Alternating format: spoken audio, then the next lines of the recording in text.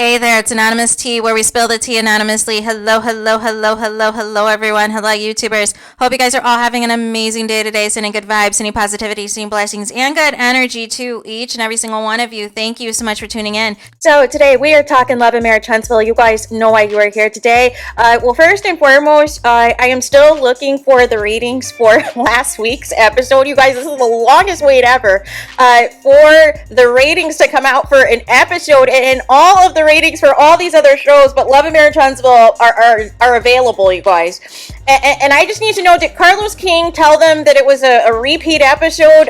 Are they hiding the ratings? Like, what is taking place, you guys? Is it going to be added up at a later date? Like, I just need the deets, right? But nonetheless, the moment that I find them, the moment that they're released, we're going to talk about it and likely drag it for the delay, regardless. And I'm still looking for the Family Empire Houston ratings that I see. They told you guys at the last minute, while the proposed time the show was coming on, OWN decided to do a post. Oh yeah, by the way, we're not going to have a new episode because of the Olympics. Well, you could have notified your fans, Monday, like Carlos did for Love and Marriage Huntsville, right? You could have let them know last week, right? No. Everything is giving. This was last minute. Everything is giving. Hey, we're just going to put the kibosh on, all Carlos King Kingdom Reign productions for right now, and everything's on hiatus, right? But we'll blame, quote unquote, the Olympics, even though tonight, as we speak right now, there should actively be a new episode of Love and Marriage Huntsville airing, even before this weird announcement about the Olympics, that the Olympics, you have to plan years in advance. You have to plan where you're going to have the Olympics, and you have to plan when you're going to have the Olympics. And with everything, with, COVID, with the pandemic, with all of these things, the Summer Olympics is always on the even years. You know when it's going to be around in the summertime. So please miss me with the excuses, right? So I just had to get that off my chest. So in this video, you guys, because OWN decided also today to put out another trailer again, and it's a clip of previous episodes. You know how they're like trying to do that whose side are you on nonsense, and they're trying to incorporate Destiny, and they incorporated Mel's confessional, like either, you're with me or against me or whatever, and Destiny's basically saying she's about it if you're against her, all this tomfoolery, right? So this has nothing to do with the actual trailer itself, but people decided to insert MEL and NELL's issue from the super duper trailer, right? Even though the trailer that they posted, the little season recap to announce their hiatus a few hours ago, they've turned it into something else. So we're going to talk about this scene that took place in the super duper trailer that everybody's unraveling about for whatever reason, and I just don't understand. What's good for the goose is good for the gander.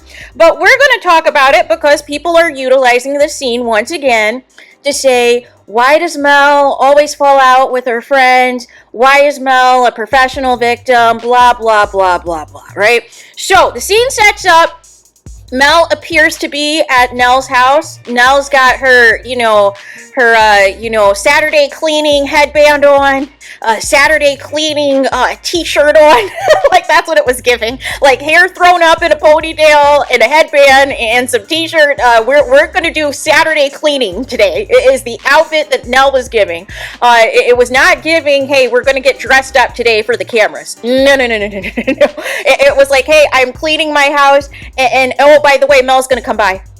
All right, well, I'm still in my cleaning clothes, all right? I am still in my cleaning clothes. I'm not going to be getting dressed up for you or whatever, but you can come by. That's what it was giving. So, nonetheless, now the way that they kind of clip in the scene, because we don't see like the start or the finish or how we get there, but basically the clip plays, Nell is saying, everybody knows how I feel about you. And then Mel said, I thought I did too until I heard that interview about you. And so then the next piece is they're holding up the iPhone, which you can see in the bottom left-hand corner of the screen grab. And this was of the Fletcher's interview, right? This was of the Fletcher's interview. in which they're talking about their friendship with Mel and Tell and how they manage both, and then they go in and basically say they're both selfish, and then specifically say that Mel is hard-headed and all these things, right? And so everybody's throwing a conniption. They're like, Mel's falling out with somebody else yet again. This is her MO. She doesn't have any friends, blah, blah, blah, blah, blah. Here's my thing. Here's the piece that you guys like to leave out, right? So even just taking the start of this season, right? The start of the season, the big story was, of course, Martell getting arrested for Revenge P in the third degree DV, right? And instead of this cast calling up Mel, checking on her with the exception of Carlos King's FaceTime, instead of the cast calling Mel, checking up on her, trying to get her side of things, everybody else in the cast gossiped about this arrest to each other and diminished this to, oh, it was just a text message, and oh, she's been planning this for 2 years, and this and that, including Nell. Remember, Nell, who's supposed to be a good friend of Mel's, right? You would think she would call her and be like, I'm concerned, how are you? How are the kids? No. Instead, she goes to a producer setup scene by instigating instigating Stormy to be like, hey, did you hear about the arrest? Did you hear about what happened? And blah, blah, blah, blah, blah. And what does Nell say in that scene, you guys? The first episode, what does she say? She says, I haven't spoke to Mel. I don't have all the details. However, I don't like to see a black man getting arrested. I don't like to see a black man behind bars and blah, blah, blah, blah, blah. But if you haven't talked to Mel, you don't have the details on the arrest, how do you immediately have your cape on for Martell? And zero concern about your so-called friend, Mel. And zero empathy, zero anything about Mel. You're already going into, oh, black man can't be arrested, black man can't go to jail, it's hard out here, enough for them, I have black sons, blah, blah, blah, who later got arrested as well, a little while later in the year. But nonetheless, it's like you're already starting off on the wrong path. And so now what Mel has to do is circle around to all these people, with the exception of the people she's not rocking with, but has to go around and explain her side of the story after all these people have dragged her, and thinking that this is another tit for tat thing in regards to the back and forth of her and Martell. And nonetheless, once Mel finally tells her side to these people, once she's finally able to film with them, after they've already gossiped about this, then they're like, I see why this happened, and blah, blah, blah, blah, blah. But deep down, the other piece that I have of this is that these people are on social media 24/7. So you saw last year the Carson Blue live. You saw all of, everything that was going on the blogs when all of this hit the scene, right? So the way people are pretending that they're completely clueless is not lost on me either, right? So that's already a strike, right? That you are already in the mix of the gossiping about this arrest instead of going to your so-called friend Mel first, right?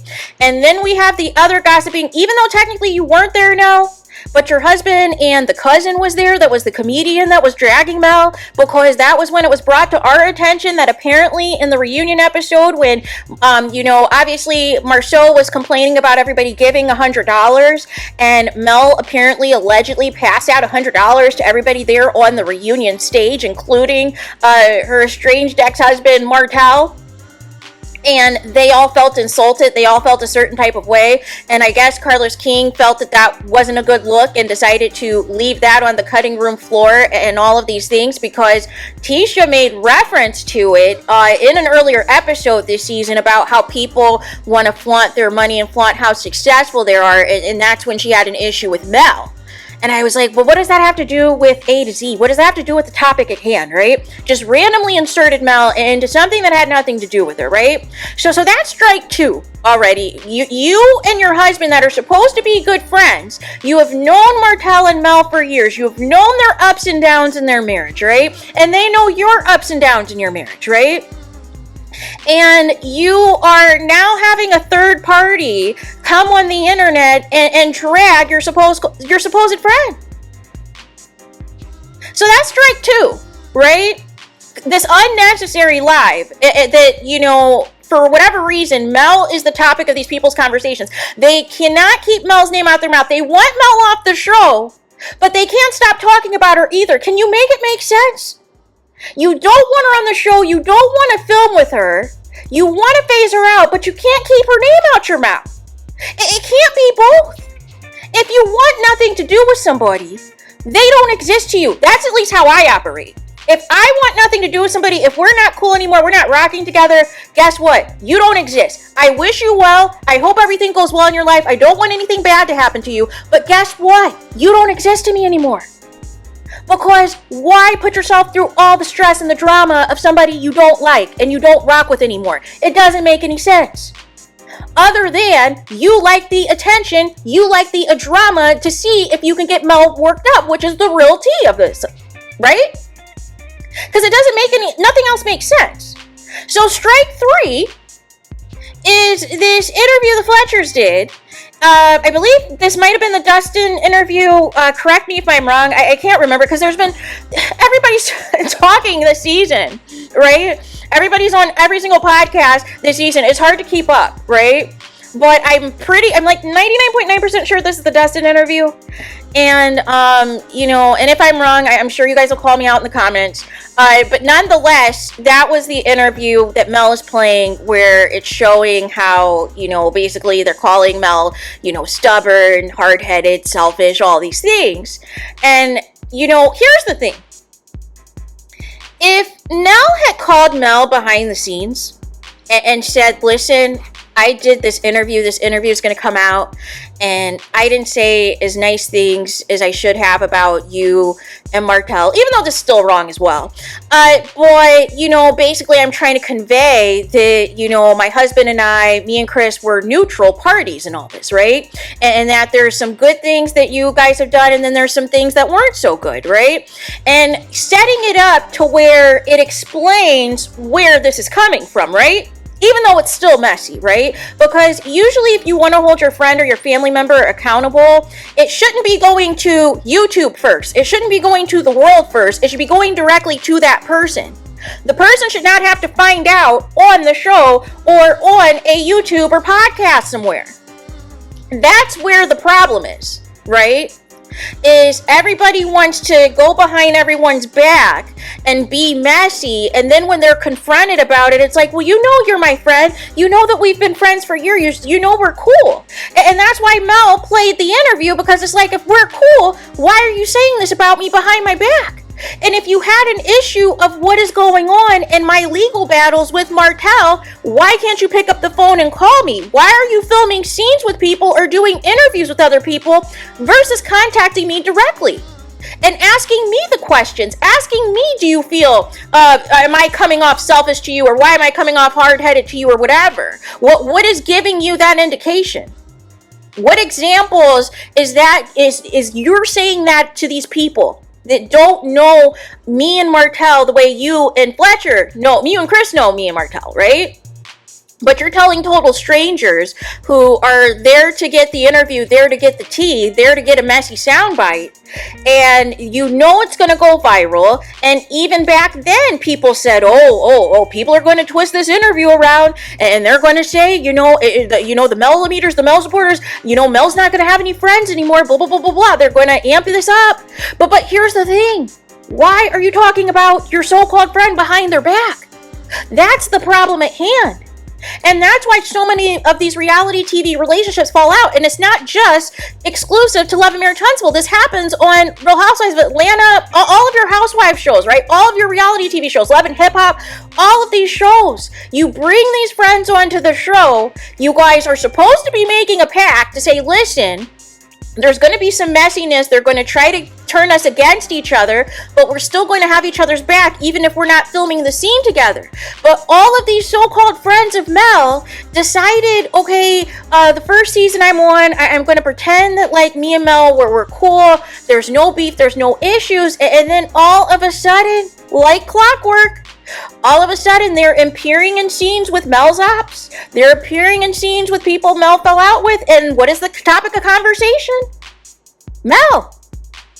It's fine if you want to be friends with these people that Mel's no longer cool with. But if Mel's going to be the topic of conversation and you're telling anyone who will listen Mel's a good friend of yours, this looks two-faced. It does. And this is what I mean. Like, you can't have it both ways, you guys. You can't say, oh, Mel's responsible for all this stuff falling out. But then the other side is these same people have no problem being messy behind Mel's back. And then when Mel confronts them, they want to be like, oh, I don't know what you're talking about. Oh, no, you heard it wrong. That's why Mel played the receipt of the interview. To say, well, did I mishear something? Right? What got misconstrued? If I'm supposed to know how you feel about me and you feel about our friendship of years, why is, this being, said to a podcaster, to a YouTuber? If there's something selfish or there's something hard-headed about me, why can't you call me or we sit down and break bread and have that conversation? Why do I have to hear about this from a podcast or from somewhere else? Because now that looks messy. Now that looks like you have issues in our friendship and you're afraid to tell me to my face on what it is, but you have no problem telling other people whenever a conversation or question is asked that includes me and Tell. But again, people are going to twist this around and they're going to be like, oh, this is another friendship Mel's fell out with. She fell out with Tisha. She fell out with Destiny. She fell out with Stormy. This is another friendship. Now she's falling out with Mel. Blah, blah, blah, blah, blah. And then, of course, the late Kiki. She's falling out with everybody. Mel's the problem. Mel's the common denominator.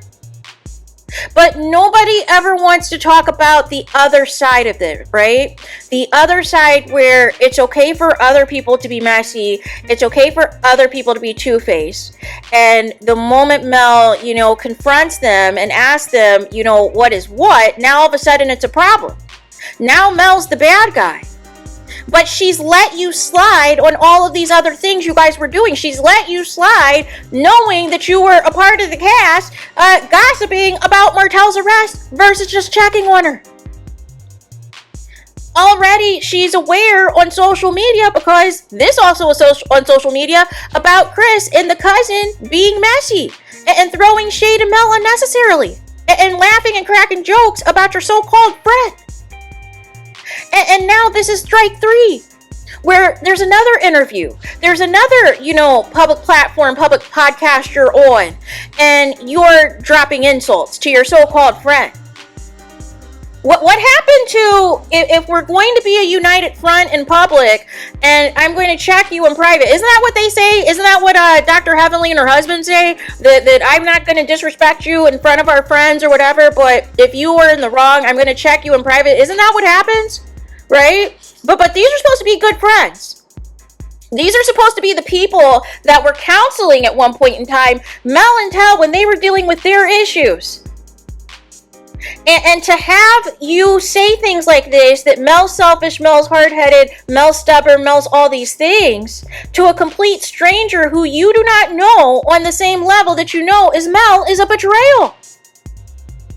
It's one thing, like I said, if there's something wrong or there's something not sitting right in the legal battle that's taking place between Mel and Tell, and you're tired of being in the middle of it all, and you meet up with Martell, and you hear Martell dragging his ex-wife and all these things and saying it's a big conspiracy, it's a setup. He's up here showing you the alleged revenge threats and everything else on his phone. He's literally showing you the evidence.